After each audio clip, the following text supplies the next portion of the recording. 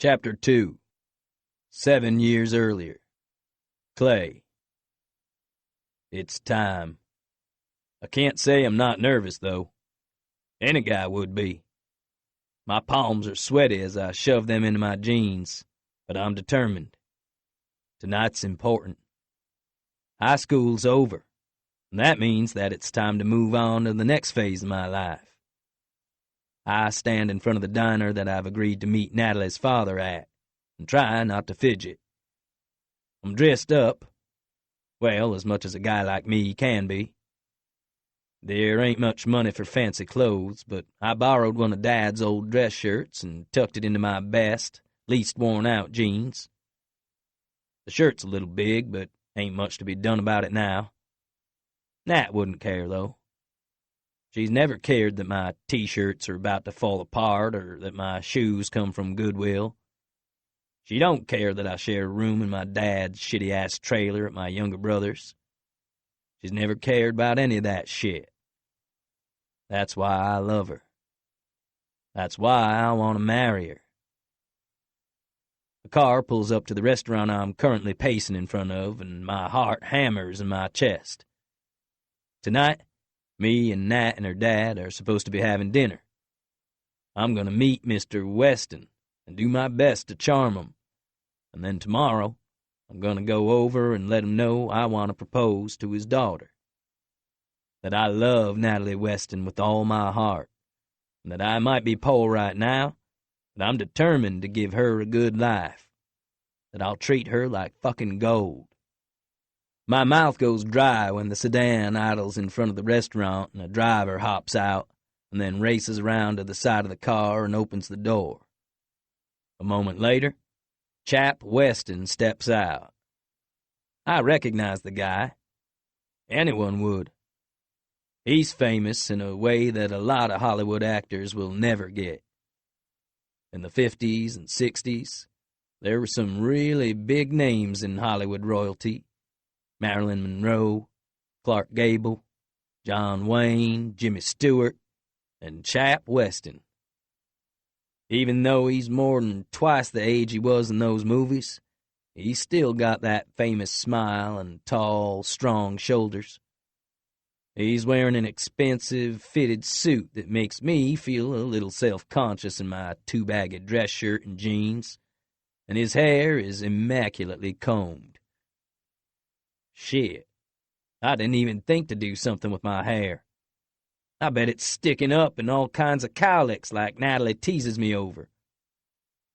Ain't nothing I can do about it now, though. I still wither a little inside when Mr. Weston strolls forward and gives me a scrutinizing look. "Are you Clay Price?" "Yes, sir." I stick my hand out, surprised at the booming resonance of his voice. Guy looks damn good for being 80. Still weird that he's the dad of my 17-year-old girlfriend, but Hollywood's weird like that. Nat told me she's the daughter of wife number 4, and he's on number 6 right now. "I'm real pleased to meet you."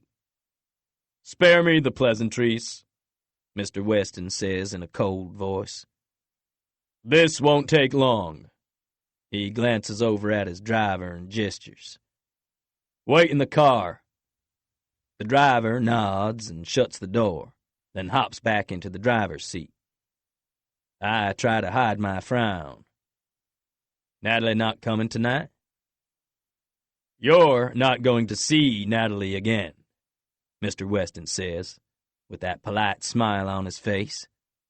His teeth are bright white in his tanned face, and perfect. I can feel my back stiffening. My muscles clench, and alarm pounds through me. "Excuse me? I'm not an idiot, boy. I know exactly what this is about." He continues to give me that charming smile, even though his words are hateful. "You're interested in my daughter. I'm here to tell you she's not interested in you. I'm trying to let you down easy." "Huh? I just talked to Nat on the phone a few hours ago. We texted not long after that." "I'm not sure what you mean." He holds up a long hand, indicating I should be silent. You're here because you want to meet with me. Get to know me a little better. Best case scenario, you want to move in with my daughter. Worst case scenario, you've gotten her pregnant and I need to step in. His eyes narrow at me. Move in with her? Sir, I want to marry Natalie. I love her. Chap Weston shakes his head at me, interrupting me once more. I'm all flustered and unable to think clearly, even as he continues. That's a nice thought. But what do you have to offer her? What do you mean? I mean, I've looked into your family, son. They're not exactly what anyone would dream of for a son-in-law. He gives me a pitying look. I grit my teeth. It ain't a secret that the prices are trash. There's 5 of us, all from different moms, living in our shitty trailer while Dad roughnecks it out west. My brother Boone just joined him this last year, and I'm about to head off and do the same. I've got a job lined up. I'm gonna work real hard. And what? Move my Natalie into a trailer? Don't you think she deserves better than that?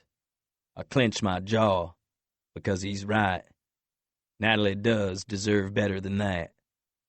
Son, he begins again in that grating tone I'm starting to hate.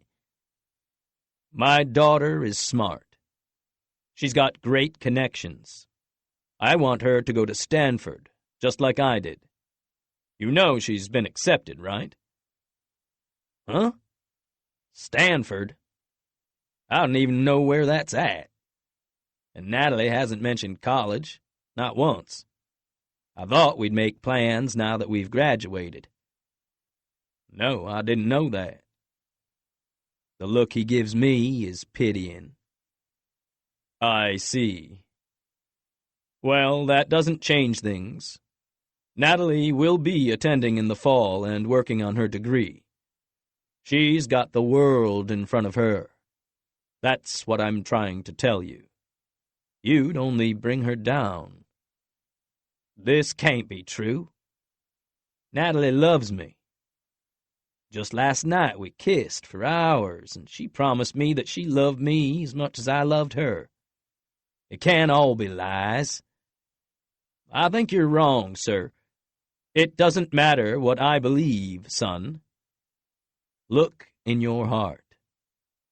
You think you can offer Natalie the kind of life she deserves? He gives me a long, up-and-down look again, eyeing my clothes. And I feel ashamed. He's not wrong. The job I've got lined up is roughnecking. Hard, dirty work that pays well enough, but not like what Natalie will be used to. I know her dad lives on an enormous ranch out in the country. I know he's got all kinds of Hollywood money coming in. Natalie wears name-brand designer clothing. She's gone on fancy vacations with her dad and stepmom to places I can't even find on the map. All I'll have to offer is my starting salary as a roughneck worm, the lowest guy on the totem pole, and hope I can move up. And love, of course. I can offer her so much damn love. But now I'm starting to think that won't be enough. Natalie Weston is, well, she's perfect. Shy, soft-spoken, sweet, and caring. I'm just a crude prize. Still, I can't give up on the girl I love. I might not be the best guy for her, Mr. Weston, but no one will love her more than me. No one. That's a nice sentiment, he says, glancing back at his driver. But I can tell you all about how fleeting love is, and so can my 5 ex-wives. And it's hard to have love when you don't have money. My heart squeezes something fierce, and I begin to feel despair. I'm losing. Somehow I'm losing, and I'm gonna lose everything. This isn't what Natalie wants. You so sure about that? She didn't tell you about Stanford? His voice gentles. My Natalie's got a soft heart. She wouldn't want to hurt you more than is necessary, son. I can't believe this is true. I can't.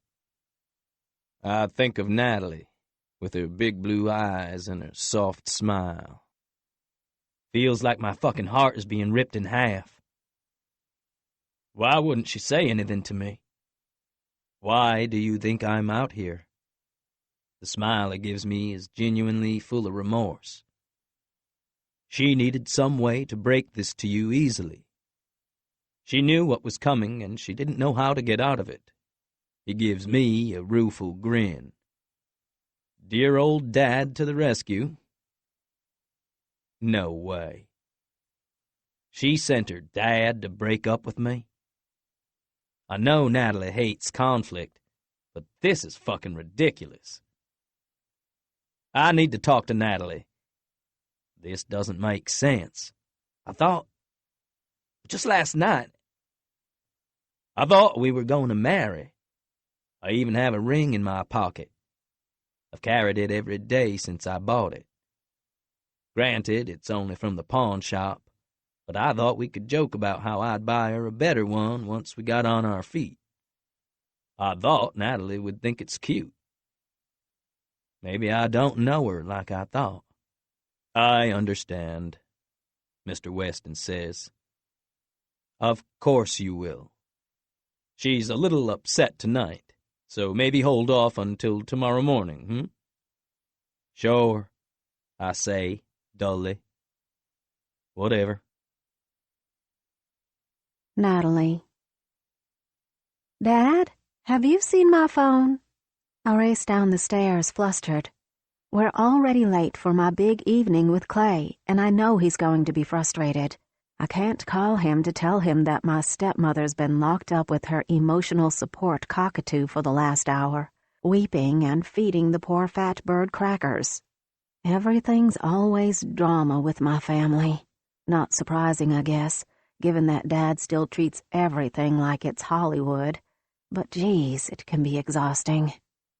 I straighten my sundress, pulling my favorite white cardigan over my shoulders.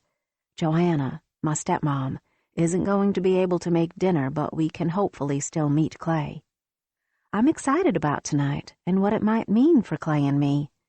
Meeting the family. That's step one along a more serious commitment, isn't it? My heart flutters happily in my chest at the thought. I know I'm only 17, but I also know I won't ever love someone as much as I love Clay Price. Just the thought of his boyish smile and the way his brown hair is always shaggy and slightly overgrown makes my heart hurt with all the intense emotion I feel. Clay's not rich, but he's the best. I know if my dad gets to meet him, he'll love him as much as I do and see how happy he makes me. But when I get downstairs, my father's walking back into the house and putting his hat on its normal peg. I frown to myself. It's almost like he's just returned. I've been so distracted with Johanna, I didn't notice he'd gone. Did you leave? And have you seen my phone? I can't find it anywhere, and I need to let Clay know we're going to be late. Johanna. I went and talked to your young man, Dad says in a stern voice. Come sit down, Natalie. You did? Why does that sound so ominous? But I follow my father into his grand study quietly, 1,000 questions buzzing in my mind.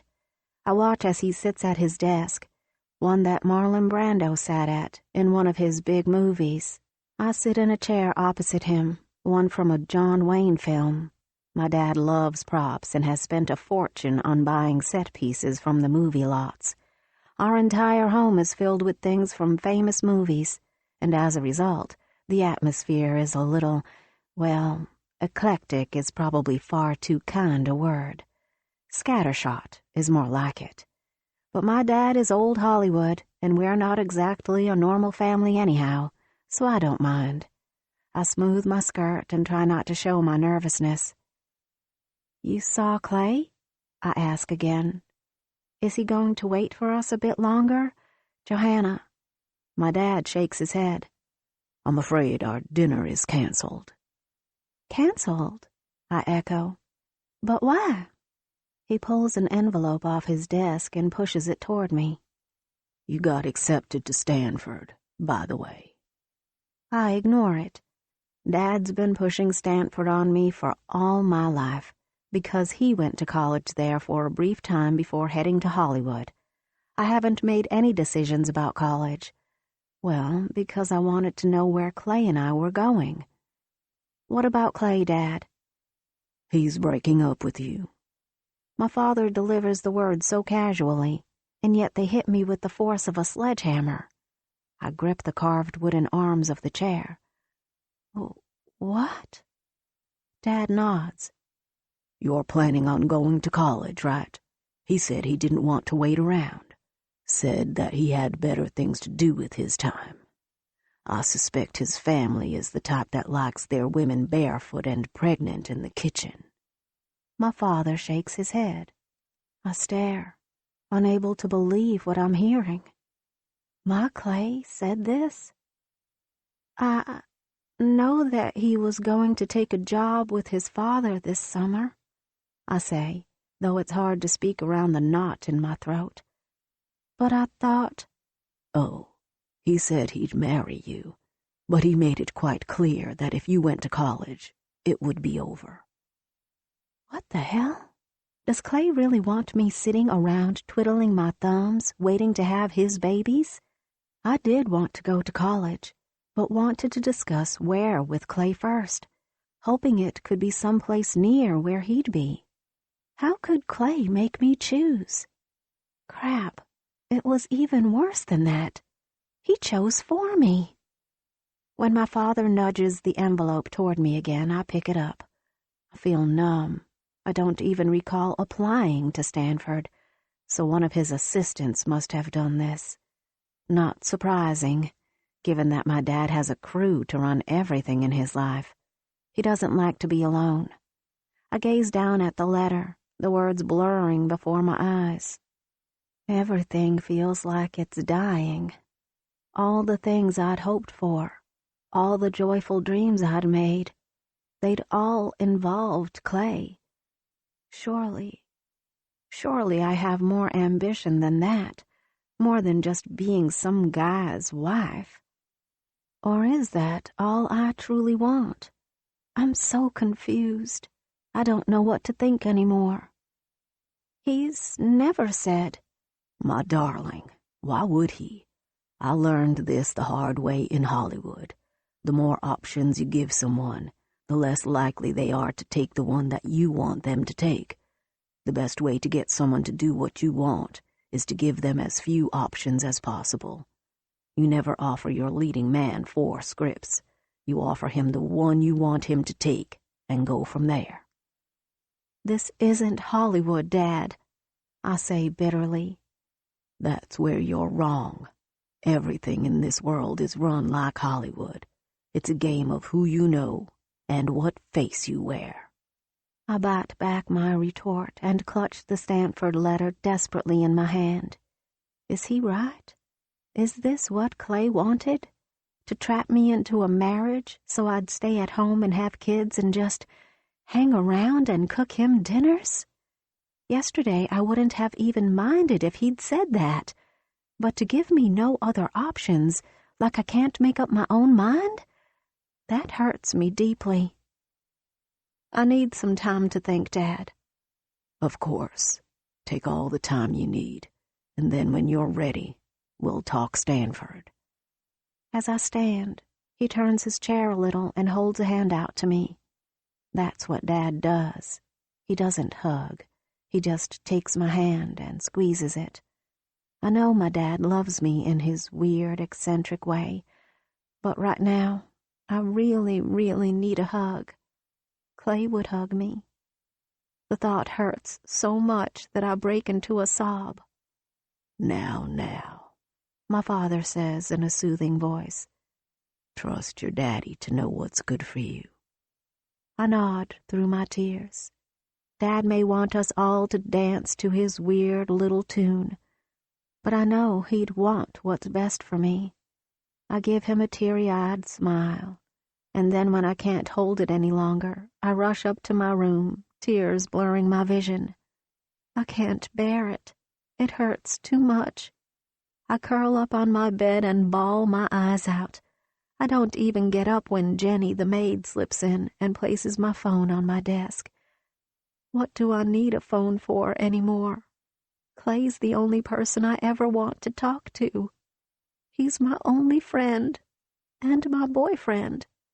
Everyone else in this stupid town hates me. And now, it seems that Clay, my sweet, loving, handsome Clay, thinks I should just stay home and be his little woman. Maybe I should go to Stanford. I cry until someone comes and knocks on my door an hour later. Miss Natalie? It's Jenny, the maid. There's someone at the front door for you. Tell them to go away, I call out, sniffing. I told him you were unavailable, but he says he won't leave. Her muffled voice is worried. Should I call the police? I fling myself off the bed, suddenly furious. I know exactly who's waiting at the door, and how dare he think he can come over here and just try to smooth things over after dropping that bomb in a conversation with my father? Stay home with him? What about what I want? Did he never stop and think that maybe he should ask me how I feel? I storm past a bewildered Jenny and down the stairs, heading for the carved double doors that lead to our covered front porch. When I fling them open, sure enough, Clay Price is standing there. His hands are stuffed in his pockets, and he's wearing an oversized dress shirt that's now wrinkled, and his hair, always a bit wild and unkempt, flies about his head. We need to talk, he says in a flat voice. His face is blank. That's the thing with Clay Price. He never shows you what he's really thinking. My back goes up. I don't think there's anything to say, I tell him icily. So it's true then. You're going off to Stanford. He sounds pissed. Good. I'm pissed too. I'm hurt and angry that he'd think my opinion matters so little that he could decide my future for me. I just might, I say lightly. What, you think I should stay here and marry you? The moment I say it, it feels like a mistake. The knot in my throat increases, and I can see him visibly flinch as the words come out.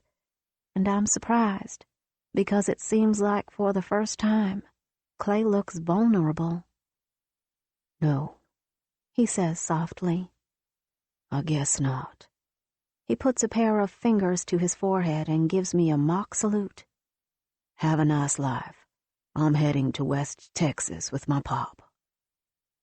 Bye, I tell him in a flat tone. I'm going to Stanford, and I turn around and slam the door behind me. The moment I do, I burst into tears again.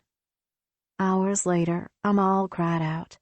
I realize we've both been acting childish, and I want to talk to him. Maybe we can work things out.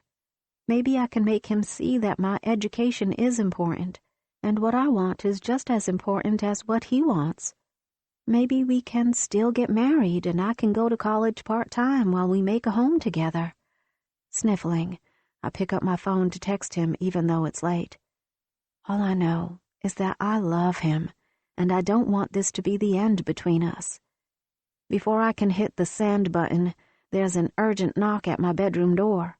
Natalie? It's not Jenny, but my stepmom, Johanna. Natalie, open up. It's your father. There's something wrong with him. My father? Oh no. He's old, but he's still so vibrant that it doesn't seem like he'll ever age like normal people. This can't be happening. I rush to the door to find Johanna's teary face. What is it? I blurt out, racing past her toward their bedroom. I think he's having a heart attack, she wails in my ear. Texting Clay is completely forgotten. Chapter